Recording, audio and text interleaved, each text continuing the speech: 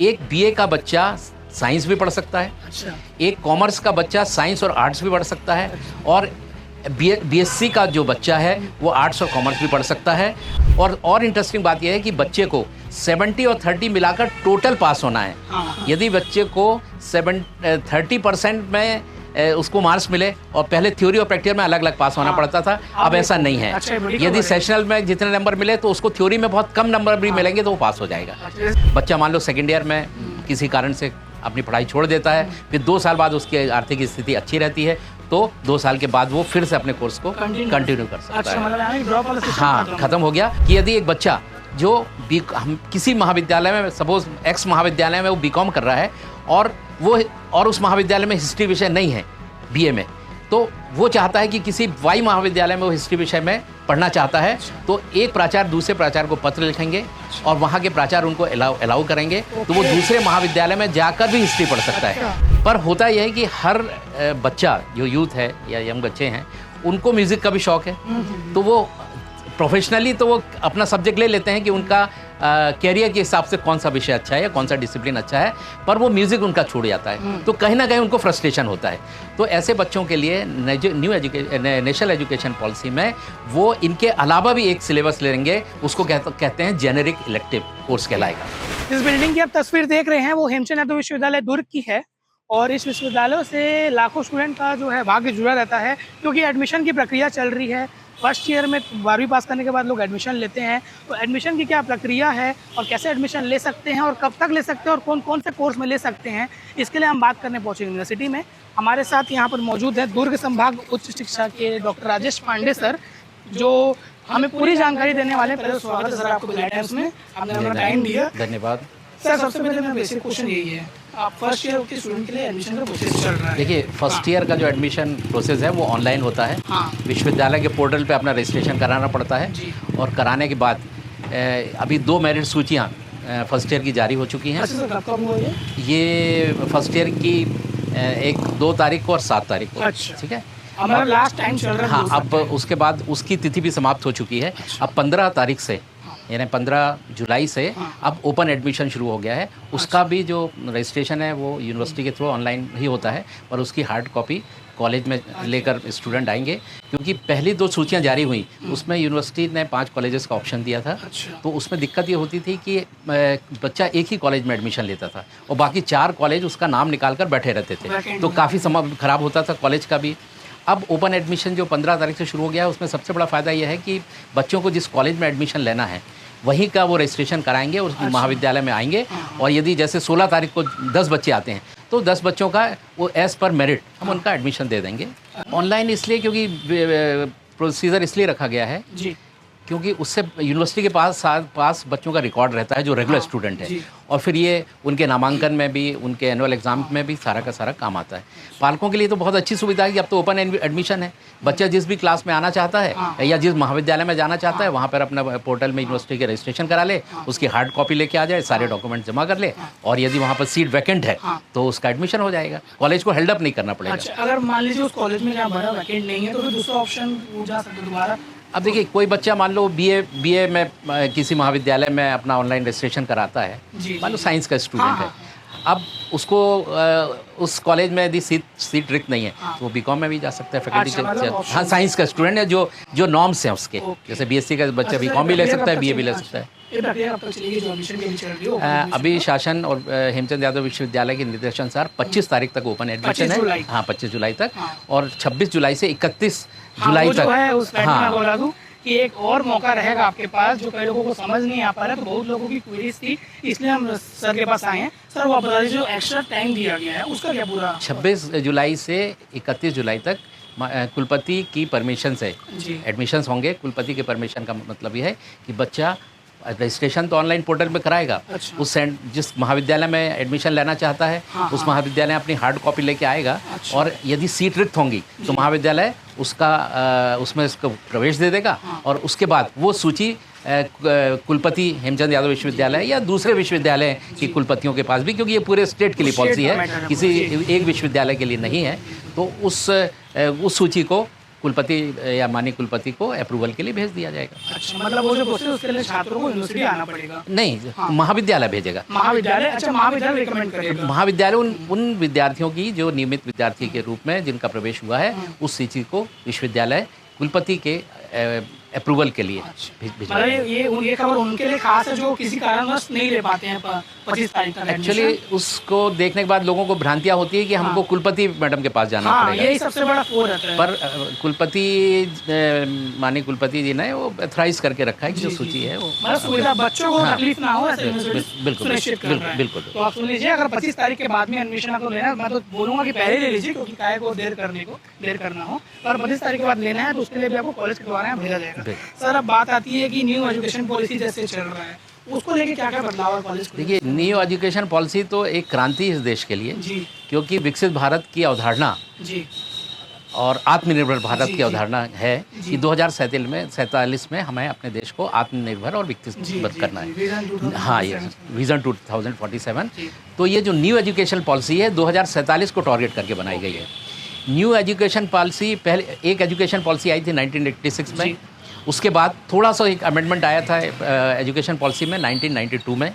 फिर अब आई है न्यू एजुकेशन पॉलिसी, नहीं एक्चुअली नेशनल एजुकेशन पॉलिसी है। एनईपी में लोग कंफ्यूज हो रहे हैं, वो नेशनल एजुकेशन पॉलिसी 2020 नहीं, न्यू नहीं है, नेशनल। और नेशनल इसलिए बनाया गया है कि पूरा उसका स्ट्रक्चर नेशन के बेनिफिट के हिसाब से बनाया गया है, नेशन के यंग को उस हिसाब से बिल्टअप करने के लिए बनाया है, इसलिए नेशनल एजुकेशन पॉलिसी बनाई गई है।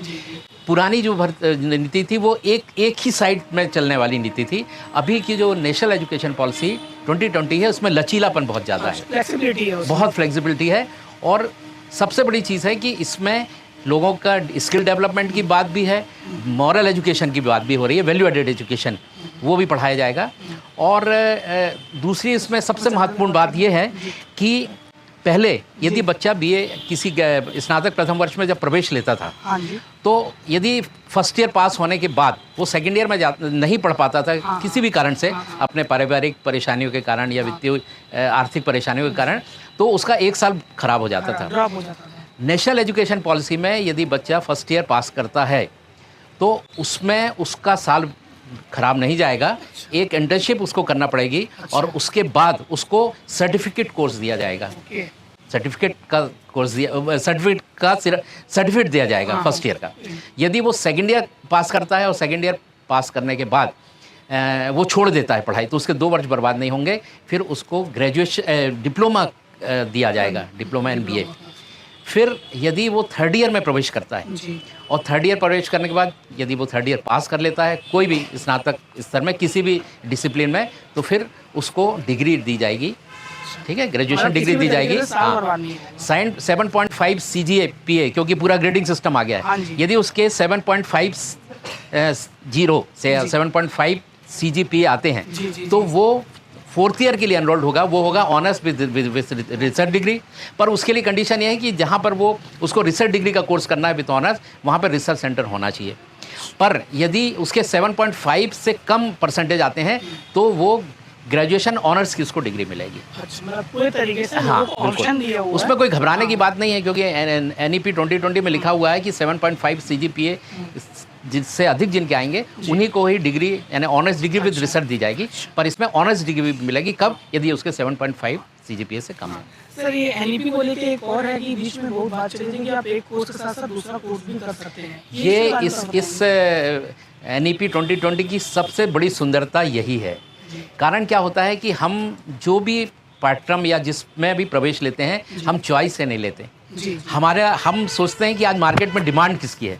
यदि कॉमर्स में मांग ज़्यादा है तो हम कॉमर्स की लेते हैं। यदि लगता है कि नहीं BSc बायो की डिमांड ज़्यादा है, माइक्रोबायोलॉजी बायोटेक्नोलॉजी की, तो हम उस हिसाब से प्रवेश लेते हैं, यानी व्यावसायिक हम अपना कैरियर देखते हैं। पर होता यह है कि हर बच्चा जो यूथ है या यंग बच्चे हैं, उनको म्यूज़िक का भी शौक़ है, तो वो प्रोफेशनली तो वो अपना सब्जेक्ट ले लेते हैं कि उनका कैरियर के हिसाब से कौन सा विषय अच्छा है या कौन सा डिसिप्लिन अच्छा है, पर वो म्यूज़िक उनका छूट जाता है, तो कहीं ना कहीं उनको फ्रस्ट्रेशन होता है।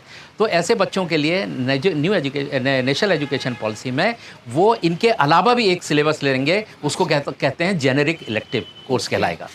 तो जेनेरिक इलेक्टिव कोर्स एक BA का बच्चा साइंस भी पढ़ सकता है, अच्छा, एक कॉमर्स का बच्चा साइंस और आर्ट्स भी पढ़ सकता है, और बीएससी का जो बच्चा है वो आर्ट्स और कॉमर्स भी पढ़ सकता है।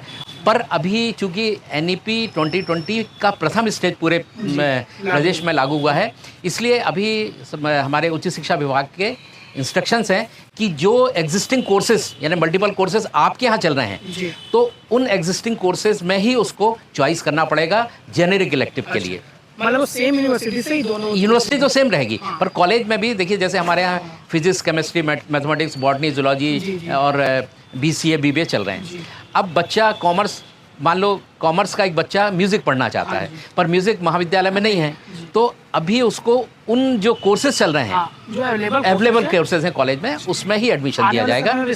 आगे आने वाले समय में तो इतना अच्छा है कि जो एनईपी 2020 का उद्देश्य है कि आने वाले समय में एफिलिएशन सिस्टम खत्म होगा। हर कॉलेज अपने आप में ऑटोनोमस कॉलेज होगा। अच्छा, हाँ, हर कॉलेज अपने आप में ऑटोनोमस कॉलेज होगा, और उस यदि क्लस्टर बनाया जाएगा एजुकेशनल इंस्टीट्यूशंस का, कि यदि एक बच्चा जो हम किसी महाविद्यालय में, सपोज एक्स महाविद्यालय में वो बीकॉम कर रहा है, और उस महाविद्यालय में हिस्ट्री विषय नहीं है बीए में, तो वो चाहता है कि किसी वाई महाविद्यालय में वो हिस्ट्री विषय में पढ़ना चाहता है, तो एक प्राचार्य दूसरे प्राचार्य को पत्र लिखेंगे और वहाँ के प्राचार्य उनको अलाउ करेंगे, तो वो दूसरे महाविद्यालय में जाकर भी हिस्ट्री पढ़ सकता है। पर ये काफ़ी आगे होने वाला है, बहुत ज़्यादा फ्लेक्सिबिलिटी है। और इसमें सबसे अच्छी बात है कौशल विकास की। इस प्रैक्टिकल अभी भी होते थे, देखिए बीए जो साइंस के सब्जेक्ट्स हैं या बीए में ज्योग्राफी हैं, इनमें प्रैक्टिकल होते हैं, पर अभी क्या होगा कि दूसरे तरह से प्रैक्टिकल होगा। जैसे 70+30 का इनका जो रिज़ल्ट बनेगा 70+30 के आधार पर बनेगा। 70 थ्योरी और 30 सेशनल में सेशनल एग्जाम टेस्ट भी हैं, क्विज भी हैं, और एक असाइनमेंट भी है। असाइनमेंट भी कंपलसरी है करना। मतलब पूरे तरीके से उनको बिल्कुल उनको सहूलियत दी जा रही है। और इंटरेस्टिंग बात यह है कि बच्चे को 70 और 30 मिलाकर टोटल पास होना है। यदि बच्चे को 30% में उसको मार्क्स मिले, और पहले थ्योरी और प्रैक्टिकल में अलग अलग पास होना पड़ता था, अब ऐसा नहीं है। यदि सेशनल में जितने नंबर मिले तो उसको थ्योरी में बहुत कम नंबर भी मिलेंगे तो वो पास हो जाएगा। स्कूलों में हुआ करता था कि मिला के आपको पास होना है, बहुत कंफर्टेबल रहेगा। तो बच्चा तो बच्चे के ऊपर प्रेशर नहीं रहेगा, और बच्चा ऑटोमेटिकली आगे बढ़ता जाएगा। और इसमें मल्टीपल एंट्री और मल्टीपल एग्जिट्स का भी प्रावधान है। बच्चा फर्स्ट ईयर में एडमिशन लेने के बाद 7 साल के अंदर अपना जो भी कोर्स करना चाहता है कर सकता है। ये इससे सबसे बड़ी ब्यूटी है। बच्चा मान लो सेकेंड ईयर में किसी कारण से अपनी पढ़ाई छोड़ देता है, फिर 2 साल बाद उसकी आर्थिक स्थिति अच्छी रहती है, तो 2 साल के बाद वो फिर से अपने कोर्स को कंटिन्यू कर सकता है। हाँ, ख़त्म हो गया। उसके लिए क्रेडिट होंगे, 15 घंटे का एक क्रेडिट है, और उस क्रेडिट के हिसाब से इसका जो कैरिकुलम डिज़ाइन किया गया है। एक बहुत अच्छी बात इस एनईपी 2020 में है कि पूरे प्रदेश में एक ही कैरिकुलम है। पूरे प्रदेश में 1 स्टेट 1 कैरिकुलम पॉलिसी पे काम कर रहा है। 1 स्टेट 1 और कैरिकुलम पॉलिसी पर ये काम कर रहा है एनईपी 2020। और इसमें अब दूसरी बात आ रही है कि पहले प्राइवेट स्टूडेंट जो होते थे वो किसी महाविद्यालय को ये नहीं मालूम होता था कि उनके यहाँ कितने प्राइवेट बच्चे प्राइवेट बैठने वाले हैं। वो बाद में डिसाइड होता है। और एनईपी 2020 में प्राइवेट बच्चे में और रेगुलर बच्चे में, यानी रेगुलर स्टूडेंट में ये फ़र्क है कि वो जो रेगुलर बच्चा है उसने फ़ीस पे करके एडमिशन लिया है, पर रेगुलर बच्चा ने फ़ीस पे नहीं किया है, पर उसका मोड ऑफ एग्ज़ाम वही रहेगा। यानी उनको भी 30 सेशनल देने पड़ेंगे, 70 उनके उसके एग्ज़ाम के होंगे, क्रेडिट्स उनमें भी रहेंगे। तो अब इसके लिए एक अभी कुछ दिन पहले खबर आया था कि अब रजिस्ट्रेशन भी पहले अगस्त से कराना पड़ेगा। तो छत्तीसगढ़ शासन उच्च शिक्षा विभाग मंत्रालय ने एक सर्कुलर जारी किया है और एक कमेटी बना दी है जो 20 तारीख तक स्वाध्यायी बच्चों को किस तरीके से उनको रजिस्ट्रेशन कराना है, क्या उनकी फीस होगी, तो वो कमेटी 20 तारीख तक अपनी रिपोर्ट सबमिट करेगी। और क्योंकि अब सेशनल वाली बात हो गई है, तो सेशनल में क्या होगा कि बच्चों को टाइमली सेशन 2 सेशनल देने पड़ेंगे, क्योंकि 2 सेशनल में से के हिसाब से उनको मार्क्स भेजे जाएंगे।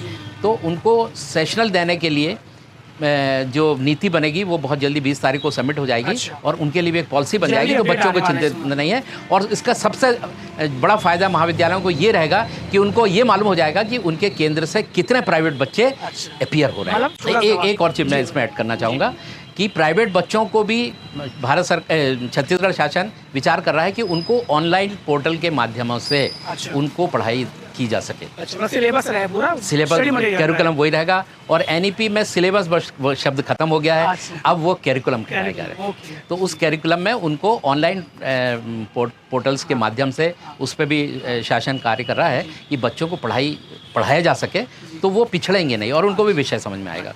सर एक और विषय आता है, छात्रों की जब बात होती है तो हालांकि ये थोड़ा हट गया है, छात्र संघ के चुनाव की भी बात उठती है जो छत्तीसगढ़ में बंद है फिलहाल। नहीं, इस मामले में मैं इसलिए कमेंट नहीं दूंगा क्योंकि ये विभाग का, उच्च शिक्षा विभाग का निर्णय है। जो भी मुझे लगा कुछ अगर अंदर ही नहीं, अभी कोई बात नहीं है, इस संबंध में कोई बात नहीं है। अगर होगा तो लोगों के सामने आ जाए, बिल्कुल। शासन की तरफ से सामने आ जाए। देखिए, शासन का जो एक वार्षिक कैलेंडर जारी होता है जिसमें एडमिशन से लेकर और परीक्षा तक का पूरे डिटेल्स होते हैं, वो जारी हो चुका है।